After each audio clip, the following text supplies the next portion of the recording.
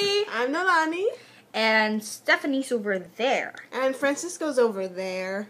And we're presenting the Bill of Rights. The Bill of Rights was written by James Madison, a major contributor to the U.S. Constitution. It was ratified on December 15, 1791, and was the answer to the fears that the Constitution would weaken personal liberties. It was a response to the Anti-Federalists, the faction against the ratification of the Constitution. The Federalists fought hard for the creation of the Constitution, but for right now, we're gonna leave their quarrels for another video. Aww. Because for right now, we'll start with Preamble.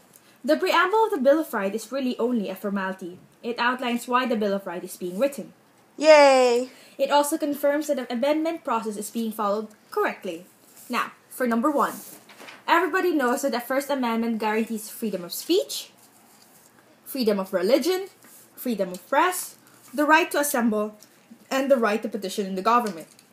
Amendment numero 1 also prohibits the creation of a state religion. Number 2.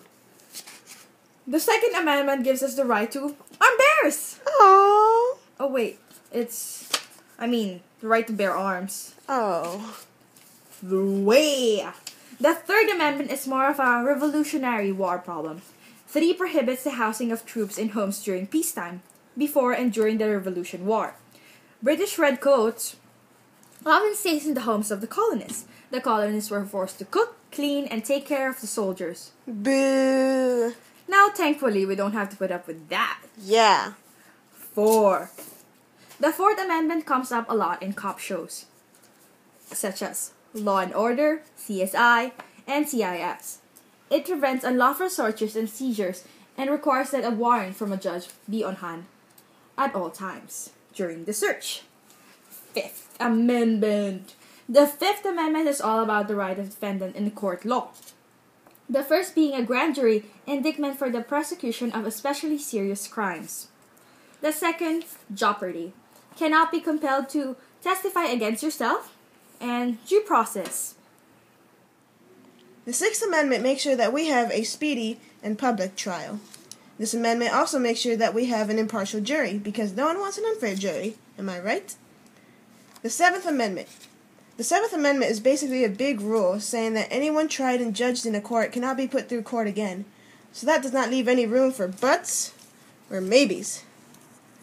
All or nothing, they say. Amendment number 8. The Eighth Amendment is another classic. No high-priced bails. And definitely no cruel and unusual punishment. Amendment number 9. The Ninth Amendment is a confusing one. What it basically means, though, is that the people have more rights than just the ones named in the Bill of Rights, and the government cannot infringe upon those rights. Amendment number 10. This amendment, combined with the Ninth Amendment, was supposed to clear up any loose ends the Bill of Rights may have had. This amendment grants powers to the states that have not already been granted to the federal government. This makes sure that the central government isn't so powerful. That's it for now, folks. Bye! It's always a good time. Yeah.